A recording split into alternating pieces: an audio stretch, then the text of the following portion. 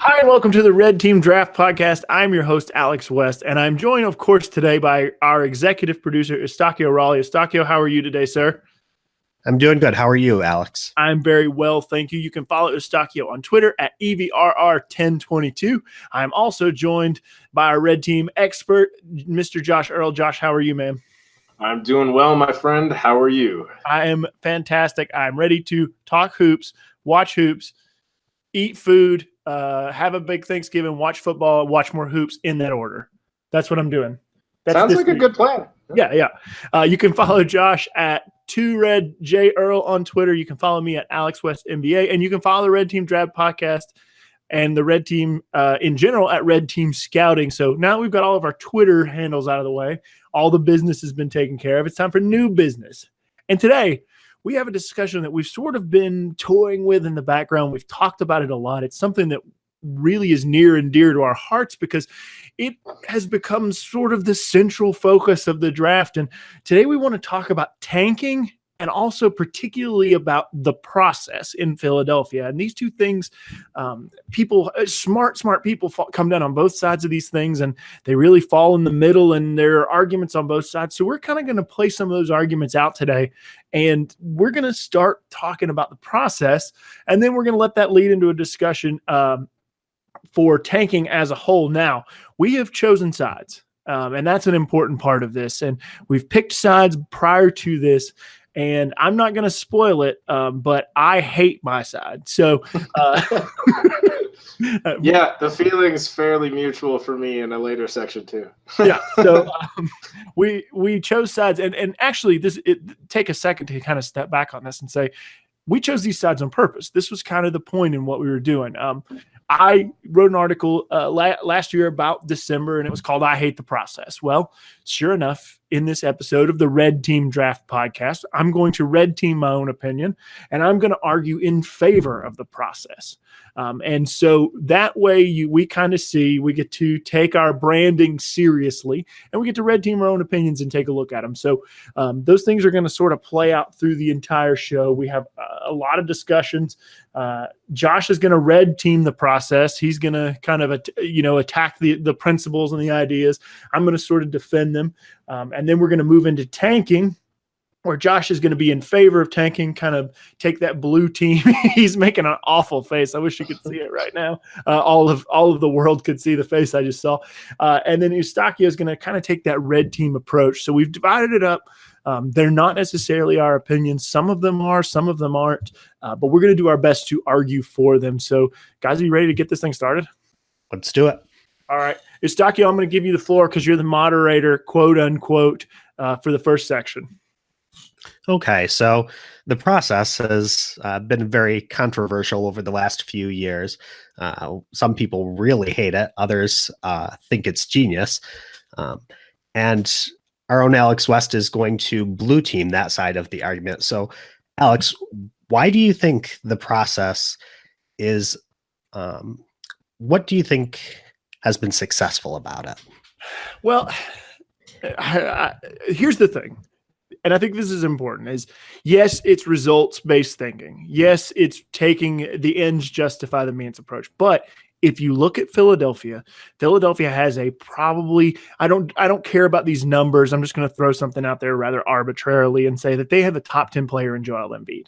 They have a top 20 player in Ben Simmons. They have several other players that they've drafted high in the draft that have been used as assets to acquire other things, to bring in other pieces that are part of the team now. So basically, I think the best argument for the process is to look at it like this.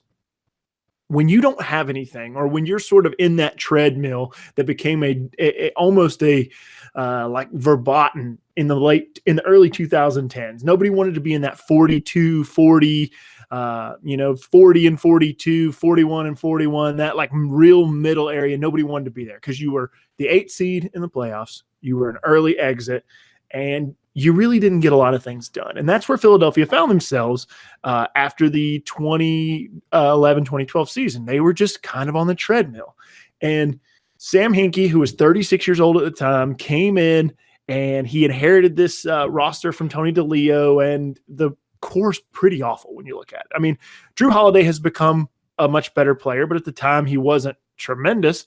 Thaddeus Young, Evan Turner. This was a core that was pretty bad, but unfortunately they weren't bad enough. And the Sixers ended up shipping out Holiday immediately. They ended up trading, a lot of these guys away. And what they did was they created a lot of capital for themselves. And I think that is, when you look at the process, the creation of capital is the thing you have to look at most, because yes, you're not going to hit on every draft pick. I mean, really, really great drafters aren't even going to hit on every draft pick. So what they did was, they gave themselves multiple bites at the apple by getting multiple picks in some lotteries and trying to get as many lottery picks as possible. They sort of shotgun blasted getting a star. And eventually, after enough times, it did pay off. Now, and I'll wait. You know what? I'll actually wait. I'll let Josh kind of jump in here, because I am not going to argue for full-on process 100% success. Even though I am arguing for it, I think that there are good parts that can be taken away from it. And ultimately, those good parts are Ben Simmons and Joel Embiid. And then there are bad parts when you look at it, because there were things that even at the time we knew were weird. And so I think that even in my argument, I'm going to say it's 75% good because of the results and 25% bad because of the wasted capital that they accrued. So I think it's interesting how they tore down, got all these assets, and dipping down to the top of the lottery. All that makes a lot of sense. It gets them a head start on the rebuild. But they stayed bad for a really long time. 19 wins in 2013 to 14, 18 the next year, 10 wins in 2015 to 16. And they only broke 30 wins finally last year when they got back to the playoffs. Did it really have to go on so long? Yes. I mean, the point of the process, I think, is to assure that you have set yourself up for the future. And so I think, and I wasn't on the inside, but I think I would argue this way, Eustacchio. I think I would say the process, it went on as long as it needed to. It didn't have to go on that long, because if they had nailed picks earlier on and those players had been franchise players, then it wouldn't have gone on as long as it did. And I think that they found the right stopping point. And whether you want to say, like, I don't know what Hinkie would have done. And to me, I think that's one of the ultimate thought experiments, is we interrupted the process. And the league stepped in, all the things that happened, and Hinkie was relieved of duty. I think that interruption of the process ultimately invalidates a lot of what we, sort of argue against in the closes. Like, well, yeah, it took a long time, but it did pay off. But what if, and I don't feel like I'm going out on a limb here, but what if Sam Hinkie would have been better than Jerry and Brian Colangelo? I mean, that's not insane, right? So to me, when we look at the process, we always have to look at it as a book that was closed too early. Maybe things would have been different, but they got those picks. They chose those picks with Sam Hinkie. And then when he got to a point where it looked like the table was set for success, they relieved him of duty. And so ultimately, I don't think we'll ever know. But like I said, when you look at the end result, and I know that's a very bad way to do things sometimes, but in this regard, I actually don't think that results-oriented thinking is a terrible idea, because you look at what you got. I think that the way you would not want to use the result-oriented thinking is if you were thinking about doing it again. I don't think that because the process worked is any sort of validation that would work again. If that makes any sense to you. Is like, yes, at the time it did work and the results are good and they're there. But if you were trying to look at a system and go, we should do another process, I don't think there's any guarantee of any success doing the same thing in the future. Some good points there, Alex. And that makes sense. You have to decide your path based on the exact situation that a particular team is in. It's not one size fits all. But on the other side of this, Josh, what do you think detracts from the process? What do you think makes it perhaps somewhat flawed? So there are a few things. First off, I just want to say Alex is correct in that, technically speaking, the process worked. With the Jimmy Butler trade, we can kind of argue that the process is officially ended. Covington's gone. They're kind of essentially locked into these guys now. But to get that big three with Embiid, Simmons, and Jimmy Butler now, it took them a little over 5 seasons, 133 transactions, 7 lottery picks, and a cumulative winning percentage of just 31% to get to this point. And over the 5 seasons, one of the detracting things, and I think the primary reason why we won't see another team try this to the same extent, is over the 5 seasons of the process, on average, the Sixers were 22nd in attendance. And that's factoring in their 3rd overall place last season. So in the first 4 seasons of the process, they were 29th, 30th, 28th, and 18th in attendance. Now, most teams get the bulk of their money from the media rights deals, but the next big chunk of money comes from game day revenue. And so Philly had to have taken a substantial loss, at least those first 3 seasons of the process, in order to get themselves in a position to potentially get the first pick and have first choice of players available. Can I step in by just all for a means. second, Josh? I think that ultimately what you're arguing is a super valid point, but I think that one thing that maybe is not taken account in that argument is that Philadelphia felt with the culture in the city, with the basketball pedigree that they had, they could afford to do something like that. And to me, that's an experiment. It's not, it's not something that necessarily every team can try, is what I'm going to say. It's like, if you're Memphis, if you're Charlotte, if you're Milwaukee, you might not be able to withstand these, but Philadelphia, and I'm not sure this discussion ever took place, but it's possible that Philadelphia felt they had the pedigree that if it took 4 seasons, they could survive those 4 seasons because they had been such a successful franchise in earlier iterations, or perhaps monetarily or whatever. But I mean, that's not the best argument, but it definitely could lend itself to why Philly and why not Charlotte. I mean, I would agree Charlotte would struggle a lot more mightily in trying to follow this same strategy. I do think another part of that whole situation was the fact where Philly was at that time in terms of assets overall, and the fact that they had new owners who were willing to be mavericks, who were willing to try something different. And I think that's not going to be the same situation in other places. So it was kind of everything coalescing together to provide this unique opportunity to test this out to the extent that they did. And once again, yes, they've got 3 likely all-stars this season now, but it took them quite a long time to get there. And I would argue, and I think Alex made this point briefly in his opening statements too, that they didn't maximize the process. I noted that they had 7 lottery picks, and really only 2 of them have worked out to a high level in Embiid and Simmons. And I think the theory of the process from a mathematical standpoint makes perfect sense. The problem was in the execution of the process. And I think what happened was Hinkie and the Sixers in general were focusing on answering the wrong question.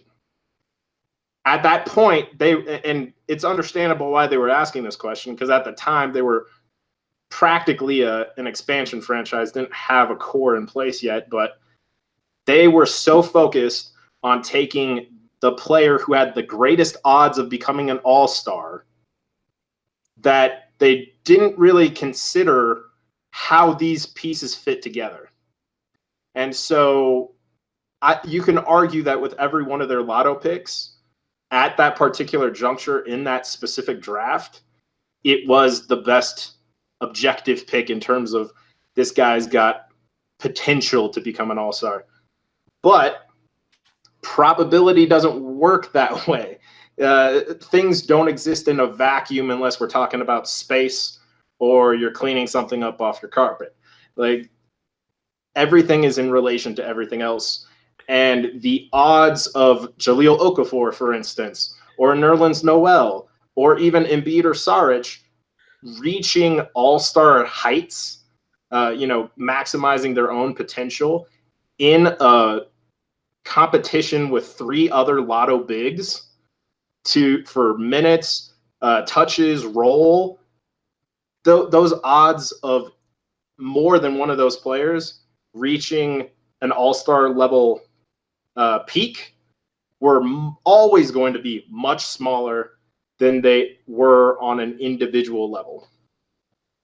And so that's where I think the process fell apart, is they were too focused on getting stars and therefore kind of lost sight of the cohesive fit of the players that they were drafting together. You seem to be arguing a lot about the way they executed it with the particular picks they made. But let me ask you this. Suppose they made wiser decisions with those draft picks. Do you think the theory behind the process is sound? I do actually believe the theory behind the process is sound. I think there's some ancillary negative externalities that come about from following that process. We were talking about like the loss of revenue on game day stuff due to lower attendance, ancillary income from jerseys and stuff. How many people went out and like, yeah, I got my Hollis Thompson jersey, whoop whoop, like, there are aspects On the other hand, of it. though, like Yeah. they're first in attendance this year. They True. were third last year. So are they going to make up that money on the back end? Possibly. It depends, because we're still talking about 3 years where they were bottom 3 in the league in attendance. That said, you also have to factor in that the bulk of the kind of value generation for owners doesn't come from year to year operations. It comes from the increase in franchise value from when they purchased the team. And I guarantee you, if the Sixers owners ever decide to sell the team, they could make a massive profit off of what they paid for it and what they've put into the organization over these past 5, now on to year 6.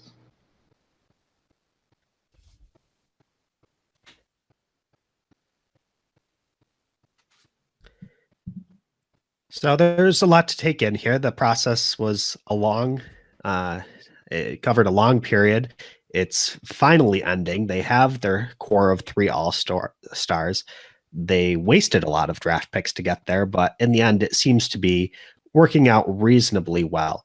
I do have some concerns with them moving forward. They were last in the league in offense 4 years running, and even now they're still struggling to build a cohesive offense because of that lack of focus on fit. But at the same time, Jimmy Butler, Ben Simmons, Joel Embiid, that's a great big 3. And the end result, does it justify the means? Well, you'll have to decide. But I do think one thing I just want to put in there that I hear a lot about this is one thing that I actually do feel, this is my real opinion. A lot of people will talk about a culture of losing, and they'll say, it's really dangerous when you tank or when you do something that you create a culture of losing. And I think there's certainly some merit to that. However, I think in this instance, what you actually did was you did not create a culture of losing, because the guys who are feature players on the team now actually didn't lose that many games.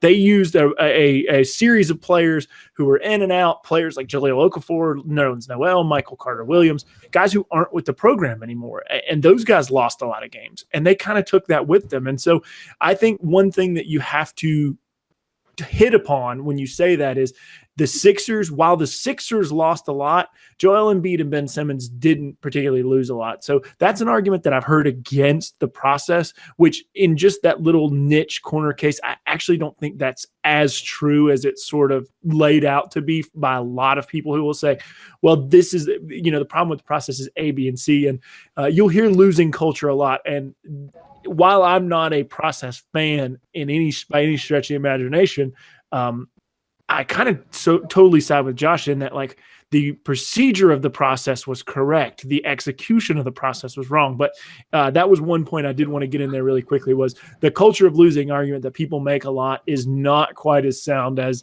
it maybe you think it is at first glance. Yeah, going along with that, actually, I think Brett Brown did a really good job at getting his team to play with high effort throughout the process. The team was so bad because they just did not have any offensive talent for a long time. That was a front office thing, but the team on the court put forth good effort, and they were a solid defensive team throughout those years. They always played hard and got up and down the court. So a lot of those bad habits that teams at the top of the lottery tend to become known for, that wasn't really true so much in Philadelphia. They just had no offensive talent, but they were establishing some good habits that even remain in the organization to this day. Yeah. I just have to say the one thing that I think has actually been most impressive about the process is the fact that they actually let Brett Brown get to this point. Yeah. I have to give them so many kudos for knowing that Brown was going to have these losing records. In fact, that was the intention, and they let him still, they didn't can him, they didn't blame him for any of this. And to be honest, like Eustacchio said, it wasn't his fault at all. But I'm really proud of the ownership with the Sixers in standing by Brett Brown and letting him continue to coach this team now that it's actually got that roster talent that allows it to actually be successful. As kind of a sidebar to that discussion, and it's not something I want to touch on forever because we do need to talk about tanking in general, but I think that this year is a really hot seat year for Brett Brown for that exact reason. He was given so much leash to kind of go through, tinker with his lineups and train his young guys. And now I think with the cementing of what we think of as the process kind of happening, I think that he probably is a little bit more on the hot seat. And I think there's one thing in particular that maybe heats it up a little bit for me, and that's I don't think Ben Simmons is better this year than he was last year.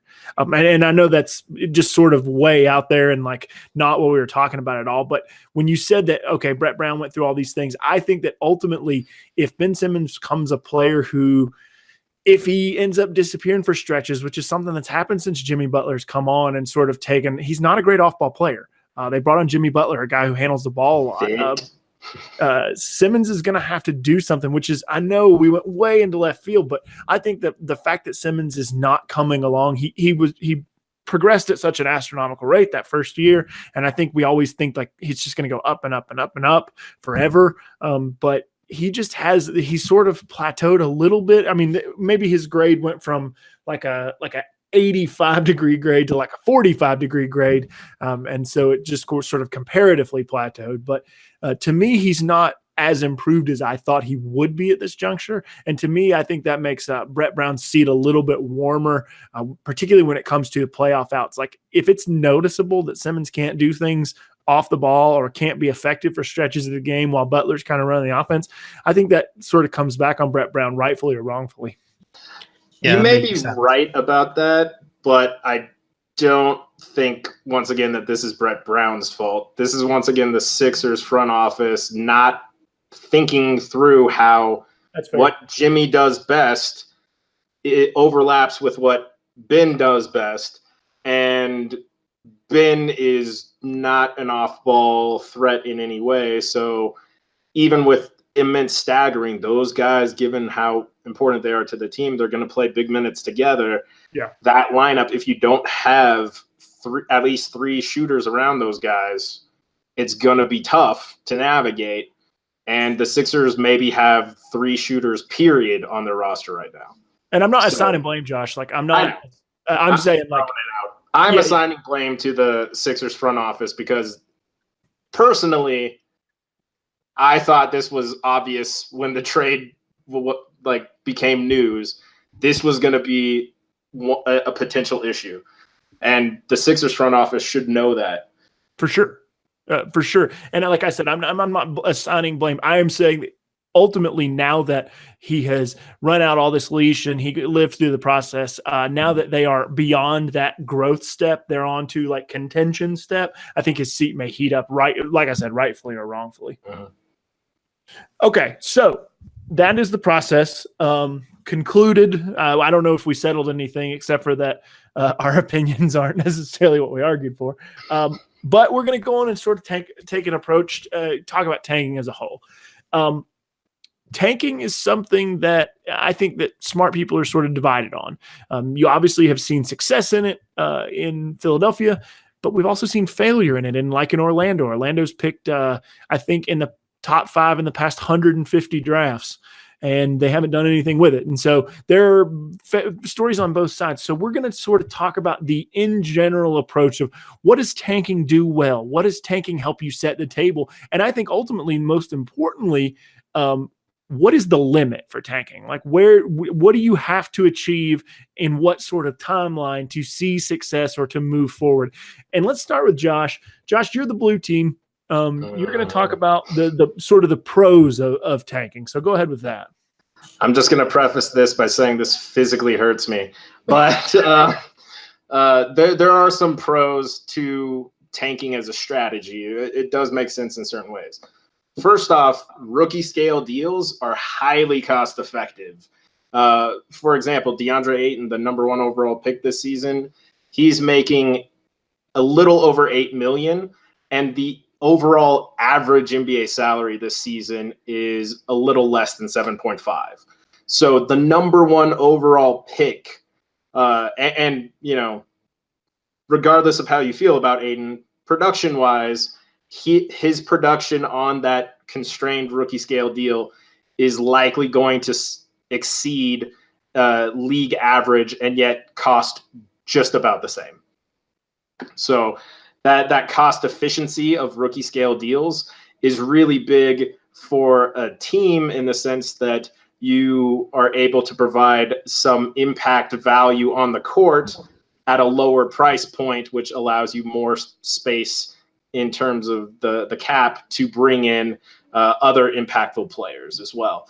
And then if you factor in the incentives that are based into the collective bargaining agreement that allow teams to offer their drafted players much more in excess than any other team can, both in terms of extensions or in restricted or unrestricted free agency, most quote-unquote star players coming off their rookie scale deals will stay with their drafting team for the first 7 seasons of their career. So from a team perspective, you can get 4 years of a potentially positive impact player on roughly league average salary. And you can kind of have relative control over the first 7 years of their career. That's very valuable from a team building standpoint.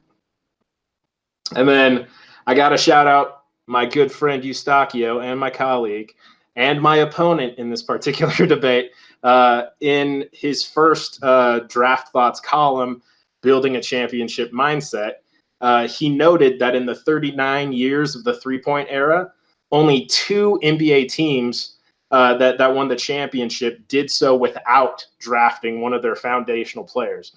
Those 2 teams, by the way, the 1983 Sixers, and the 2004 Detroit Pistons. And Eustacchio noted that Moses Malone and Ben Wallace are the only 2 best players on an NBA champion that were drafted outside of the top 15 picks. And with 3 exceptions of Bill Laimbeer, Manu Ginobili, and Draymond Green, every second best player on an NBA champion was also drafted within the top 15 picks. So this tells us that historically speaking, the value of those earlier draft picks is very important to building a championship, and that the draft is kind of a central tenet to the construction of an NBA champion. And to build upon that further, I actually recently did some research on my site, contextualscouting.com, about what really drives value for each individual draft pick. And my findings suggest that we actually underestimate the value of having an earlier pick in the NBA draft, because it's not about the average career outcomes for players taken with, say, the second pick or the fifth pick or the first overall pick. It's about you had the opportunity to select any player that was taken with that pick or beyond in that draft class. So I looked at the 1985 draft class up through the 2013 draft class, so 29 draft classes, and the historical odds of drafting a core player, an all-star or an all-NBA team member, and having a player like that available at the number 1 overall pick are 100%. Now, we all know that number 1 overall picks have busted in the past. Kwame, Anthony Bennett, Michael Olowokandi, et cetera, but there's always talent available at that number 1 overall pick. And if you look at all defensive team members or future Hall of Famers even, the odds of one such player being available at the number 1 overall pick is 93.1%. So it's not the pick itself that's valuable. It's the fact that you have a bigger pool of talent to choose from. And because of that, that is the crux, the essence of the pro argument for tanking. In a game where you have 5 players on the court at any one time, one player alone becomes much more impactful. And trades are difficult. Free agency is not always easy to get to see eye to eye with players. The draft is the easiest way for a team to get a star player to build around. And if you can get a higher pick, that means you have a greater opportunity to pull from the biggest pool of talent. I think that is why tanking makes sense. I think you've hit on something, Josh, that's super interesting. But I think you've exposed there's one little weird caveat to everything you're saying and it's that you have to be good at drafting. And yes, and by no means is that a guarantee. We've seen it time and time and time.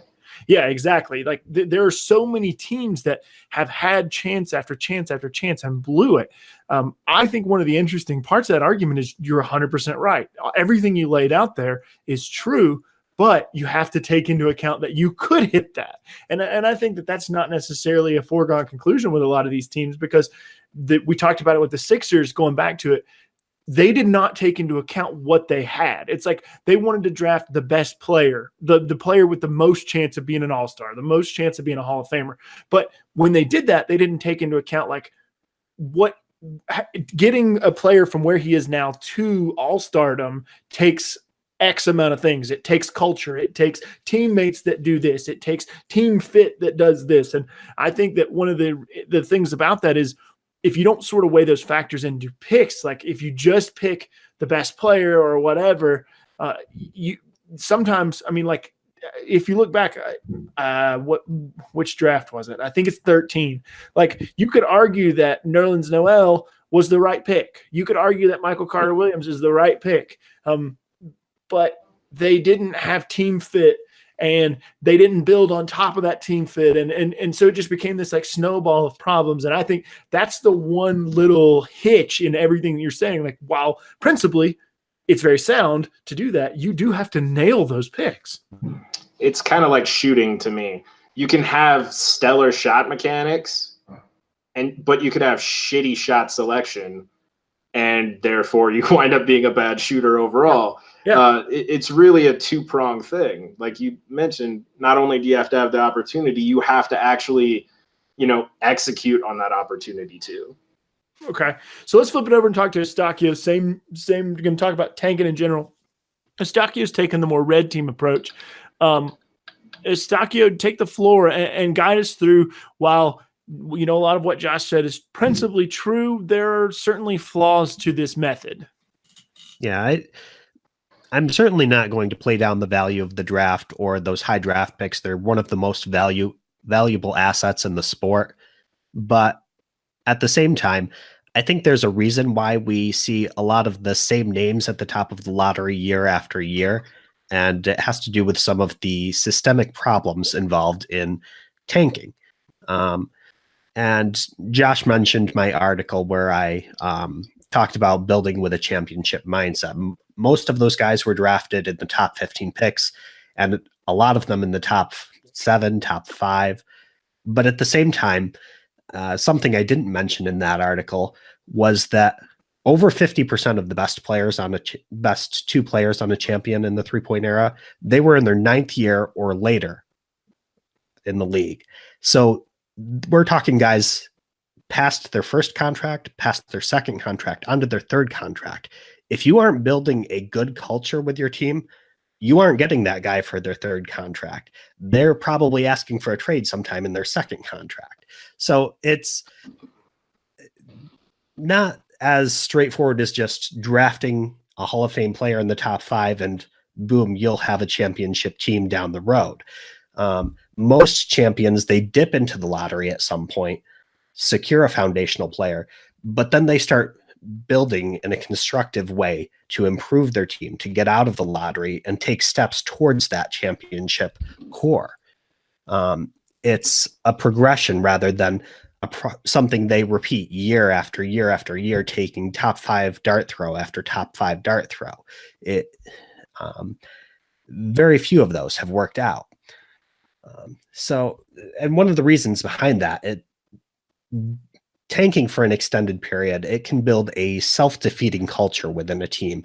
A team that expects to lose is a team that's not going to put forth a lot of effort on the court. They're not going to go for the loose balls. They're not going to try to snag those tough rebounds. They're not going to run as fast in transition in either direction.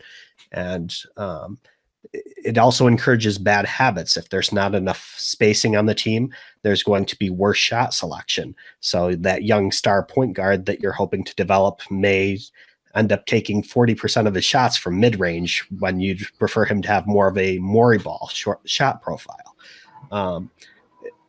And it just, things like that can hinder player development in the long term. If you want a player to fit within the landscape of a contender, you have to put talent around them that will help them reach that goal. You want them to be a 3-and-D player, but you have nobody else to take shots. They're going to take it upon themselves and try to jack up shots.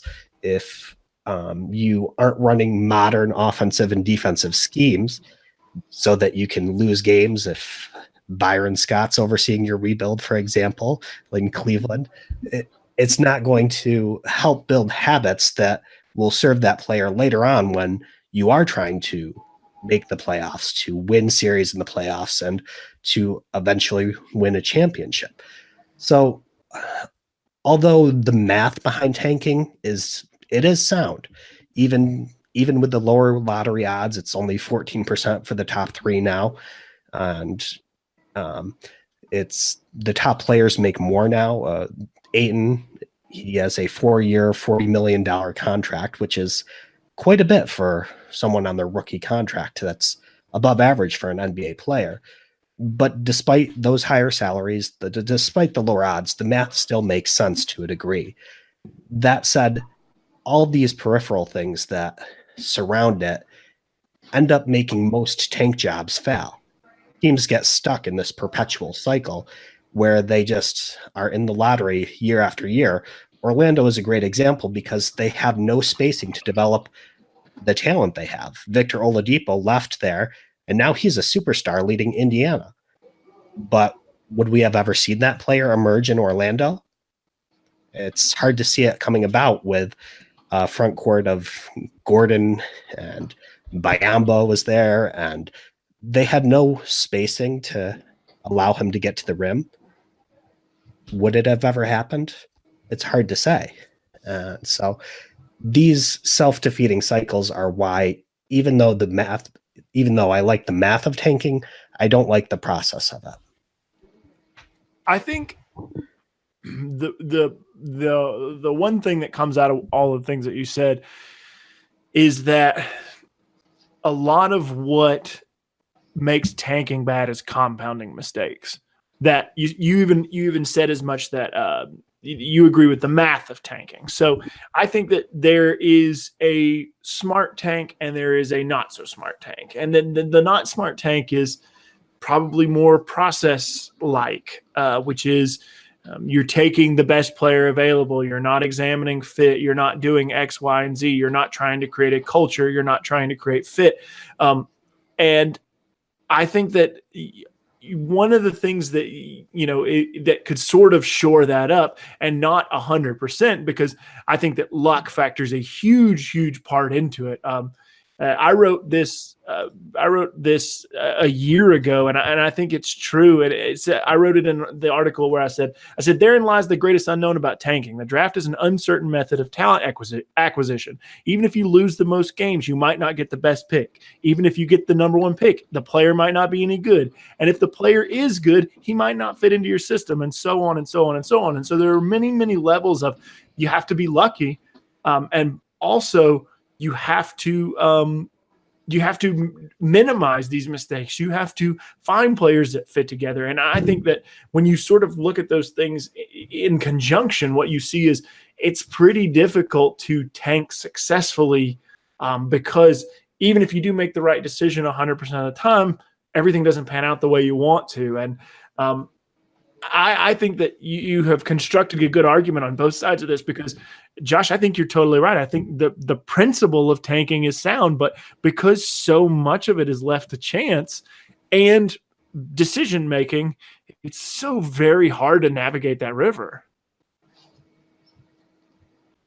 Yeah, totally. And, you could argue that the greatest successful example of tanking actually isn't even Philly, it's Oklahoma City. But people don't always factor in how much luck came into play with them drafting 3 future Hall of Famers in a row. First off, they got lucky that they moved into the top 3 picks in 2007. They were actually set to pick around like 5th or 6th, and they moved up. And they were lucky that they wound up 2nd, so they didn't actually have to make a choice. Portland made the choice for them. They took whoever was left. Turned out to be Kevin Durant. And he was great, but not great enough to keep them out of a high lotto pick the next year. And then they were lucky that, they were able to get Russ, and I think Ibaka was in that draft class too, like pick 24. Once again, they were lucky that, Russ and KD, while very promising, weren't good enough to kick them out of the top lotto. Then they wound up with the 3rd pick in 2009, where they wound up with James Harden, but they were lucky that Memphis took Hasheem Thabeet, because I've heard from multiple people in the know that Thabeet was higher on their board than Harden. So if Memphis had passed, they would have taken Thabeet instead of Harden. And who knows, obviously they'd still be really good because KD and Russ, but, there's so much luck that plays into this. And, the other issue with tanking is it literally requires you to win a lottery. Yeah. I mean, it's in the name. It's in the name. And even the one team recently that did tank for an extended time and won a championship, that would be the Cavs. The reasons that they eventually succeeded weren't traced back to tanking. Kyrie Irving was not drafted with the pick that was one of the Cavaliers. It was the Los Angeles Clippers pick, who they traded that pick unprotected so that they could get off the Baron Davis contract. And so Cleveland fell into a number 1 pick just for taking on salary, but it wasn't their own losing that led to that. And then the draft pick that became Andrew Wiggins and eventually Kevin Love, they were the 10 seed in the East that year. They weren't trying to lose that year. They were no longer tanking. They were actually making moves to try to win at that point, and they happened into the number 1 pick and thus into Kevin Love. So along with LeBron James coming back, none of those things were directly tied to them losing all those games over those 4 years. And so there's just a lot of luck involved, like Josh said. And that isn't to say it never makes sense. There are situations where teams should try to maximize their draft assets, but trying to stay in that lottery year after year after year, it's just a dangerous game to play when there are other avenues towards building a successful team. So there are advantages to tanking, but you have to weigh the costs carefully before committing to it, I think. And also have a clear plan for exiting that path. And flip that argument on its head, Eustacchio, and think about it this way. Like, look at the most successful team that was built from the ground up, and that's Golden State. Like, when you look at that team, you see they drafted a lot of their players, but they drafted Steph at, 7? They drafted Clay at 9. I mean, this is off the top of my head. I didn't really, but I know they drafted Draymond at 35.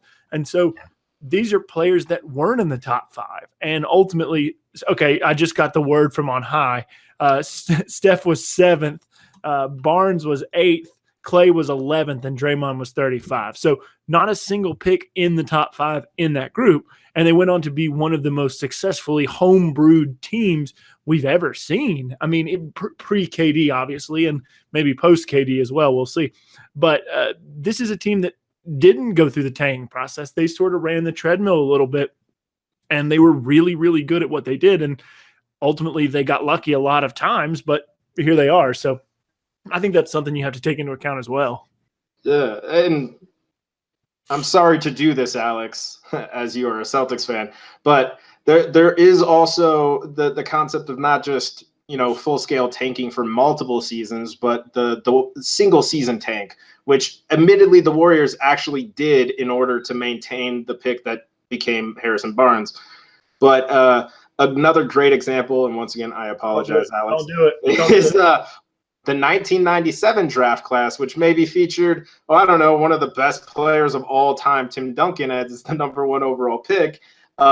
Rick Pitino had just been hired by the Celtics, and they tanked their butts off to have the best odds of getting the first overall pick. They actually had 2 picks, and combined, I think they had almost like 50% or almost a little over 50% odds of getting the first overall pick in a draft class, which at the time most people considered a 1-player draft class, and they wound up at 3rd and 5th.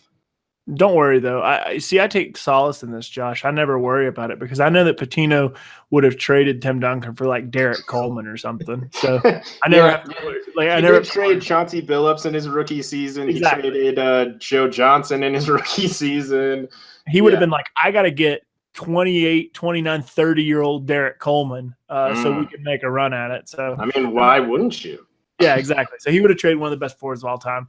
Rick Pitino is like one of my all-time least favorite dudes, and it's not hard as to wonder why. But I think, guys, I think we've gone through the pros and cons. I think probably our true colors maybe showed through a little bit more than what we'd like for them to when it comes to talking about these things because I think with not necessarily a consensus opinion, but I think in general, we all agree that in principle, this is an avenue, but in practice, it's certainly not the only avenue to team building. And I think that probably in certain situations, yeah, you can do it, or you can mini tank. Mini tank's a great example of, you do it for a year, you try to get a good player, and Paul Pierce is hurt, or Tim Duncan, or David Robinson is hurt, or whatever. And Sean Elliott and Vinny Del Negro. That first thing, yeah. Yeah, you dip for a year and then you're back. I think, or you just be really good at drafting like the Warriors are. And I think because there are so many options, tanking becomes so unpalatable in the long term when you go for 3 and 4 seasons. And so, yes, there are merits to it. No, it's probably not our favorite way to team build, but it has its place. And that's why we do these discussions. We like to really dive into where do these things have their place. But anyway, guys, I really appreciate you taking your time to talk about this with us today. Eustacchio, is there anything you want to get a plug in on before we go? Just follow me at EVR1022 and follow our work at Red Team Scouting. Awesome. Josh, what about you, man? Check out the research project I told you about earlier on my site, Contextual Scouting. It's in the blog section. And also give a follow and a hearty "we miss you" to Connor Harr at Harr Connor on Twitter. He is currently driving to visit family for Thanksgiving, so he wasn't able to attend this one, but we look forward to the triumphant return of our personal prodigy next week. I believe the official diagnosis was he got a DNP for Thanksgiving. Yep. So we haven't had our full roster yet. We're like a team that's growing. People can say like, man, wait till they get the full roster together. But you stole my Connor shout out because I was going to say, Connor, we missed you. I'm sure you are wherever you're listening to this, whenever you're yelling at the podcast, letting us know what your thoughts are. So hopefully you can come back with a little bit of a tirade of your own next week. But thanks, Josh. Thanks, Eustacchio. I am Alex West. You can follow me at Alex West NBA. Working on some really cool stuff. Not going to give it all away just yet, but just know in the next couple of months, there's some really cool Red Team Scouting stuff. Had it coming your way. We're pumped to do it. We're pumped to be here. And thank you so much for listening for the Red Team Draft Podcast. We'll see you next week.